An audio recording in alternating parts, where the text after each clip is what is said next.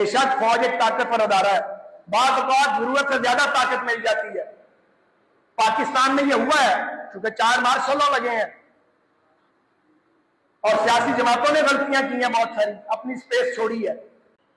अफसोस ये है कि मार्शल लॉ ने तबाही की और जो सिविल रूलर्स थे उन्होंने तवज्जो नहीं दी। ताकतों की साजिश का टारगेट है, वो साजिश नाकाम होनी चाहिए, मुल्क में हारमनी आनी चाहिए।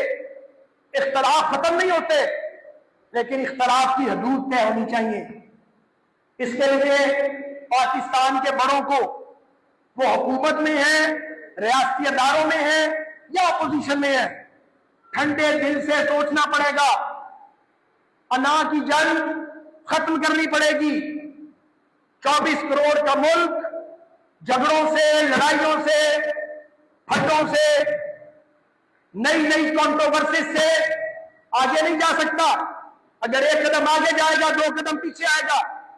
पूरी लगड़ी जमहूरियत थी मगर मार्शल लॉ नहीं थे, क्योंकि उनके सियासतदानों ने अपने मुल्क के लिए ज्यादा दानिशमंदी से काम किया। सोशल मीडिया की ताकत तो समझे, वहां मिसगाइड करने वाले ज्यादा है, पॉजिटिविटी क्रिएट करने वाले कम है। पाकिस्तान के दिफा की जंग, नजरियात की जंग, जमहूरी रवैयों की जंग हम में से हर एक लड़ेगा। अस्सलाम वालेकुम नाज़रीन इकराम, आपको मुकम्मल वीडियो दिखाते हैं। साद रफ़ीक ने एक मरतबा फिर अपने दिल की भड़ास निकाल दी। साद रफ़ीक ने आज ऐसी तकरीर की कि पूरा मुल्क देखता रह गया। साद रफ़ीक ने वाज़े अल्फाज में कहा कि जब तक सियासी क़ुव्वतें इकट्ठी नहीं बैठेंगी मुल्क आगे नहीं बढ़ सकता। खुदा के लिए सियासी क़ुव्वतें इकट्ठी बैठें, किसी तीसरी क़ुव्वत को इस चीज़ का इशारा तक न दें कि आप मुतहद नहीं हैं। साद रफ़ीक ने ताकतवरों को मुखातिब करते हुए क्या कहा, आप ये वीडियो देखिए फिर इस पर बात करते हैं। ताकतों की साजिश का टारगेट है, वो साजिश नाकाम होनी चाहिए, मुल्क में हारमनी आनी चाहिए। इख्तलाफ खत्म नहीं होते लेकिन इख्तलाफ की हदूद तय होनी चाहिए। इसके लिए पाकिस्तान के बड़ों को, वो हुकूमत में है, रियासती अदारों में है या अपोजिशन में है, ठंडे दिल से सोचना पड़ेगा। अना की जंग खत्म करनी पड़ेगी। 24 करोड़ का मुल्क झगड़ों से, लड़ाइयों से, फटों से, नई कॉन्ट्रोवर्सीज से आगे नहीं जा सकता। अगर एक कदम आगे जाएगा 2 कदम पीछे आएगा। दुनिया के बाकी मुल्क तरक्की कर गए हैं, हमारे पड़ोस में हिंदुस्तान 5 गुना बड़ा मुल्क है। भूख और गुर्बत हमसे ज्यादा थी, वो कहां से कहां पहुंच गया है।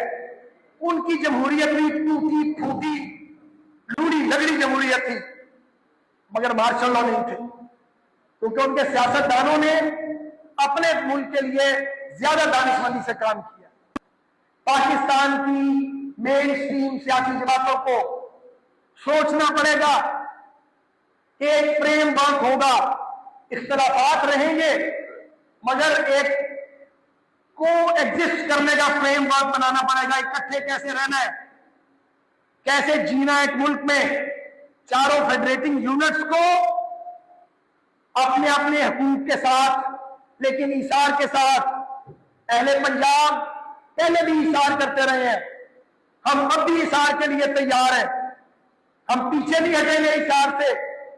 पंजाब सारे पाकिस्तानियों की सरजमीन है, आए रहें, खुश रहें, हंसी खुशी रहें, तरक्की करें।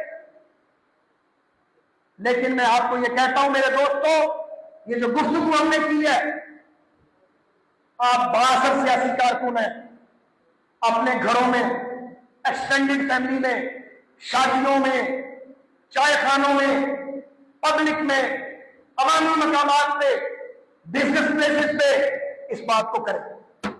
जो आप में से सोशल मीडिया यूज करता है, दलील के साथ अपनी राय दे। सोशल मीडिया की ताकत तो समझे, वहां मिसगाइड करने वाले ज्यादा है, पॉजिटिविटी क्रिएट करने वाले कम है। पाकिस्तान के दिफा की जंग, नजरियात की जंग, जमहूरी रवैयों की जंग हम में से हर एक लड़ेगा। हमें भी खराबियां हैं, हमारे साथ वालों में भी खराबियां हैं, ہو سکتی ہیں، سامنے والوں میں بھی خرابیاں ہیں، اس کی اصلاح کرنی ہے، امپروومنٹ کرنی ہے، اصلاح احوال کرنی ہے۔ تو مجھے یہ بتائیے کس نے روکا فوج میں جانے سے؟ کس نے روکا ہوا؟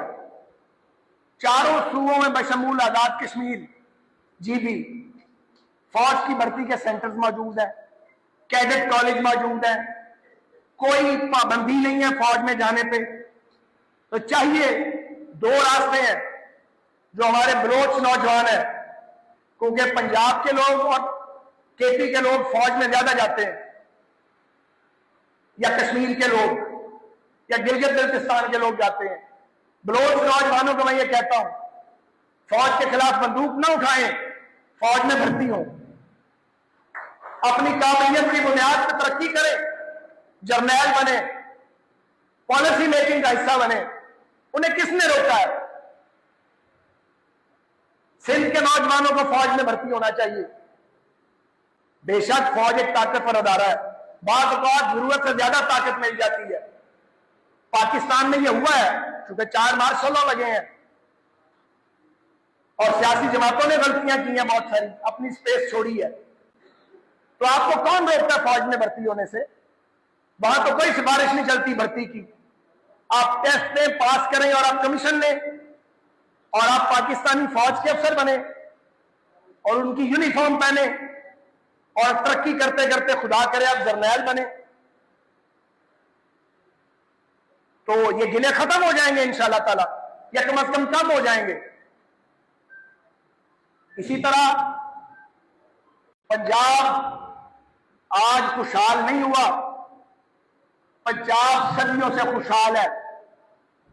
اگر یہ خطہ خوشحال نہ ہوتا تو شمال سے آنے والے حملہ آور بار بار ادھر رخ کیوں کرتے؟ یہ جو یلغار ہوتی تھی اور جو کچھ یہاں ہوتا تھا وہ سمیٹ کے لے جایا جاتا تھا، وہ کیوں تھا؟ اس لیے کہ یہ زرخیز زمینیں تھیں، اناج تھا، سونا اگلنے والی زمینیں تھیں، لوگ خوشحال تھے۔ 5 دریاؤں کی سرزمین پنجاب پورے ہندوستان کا غلہ اگاتا تھا، یہاں تجارت سب سے بہتر تھی، یہاں کی سڑکیں، قلعے، عمارات۔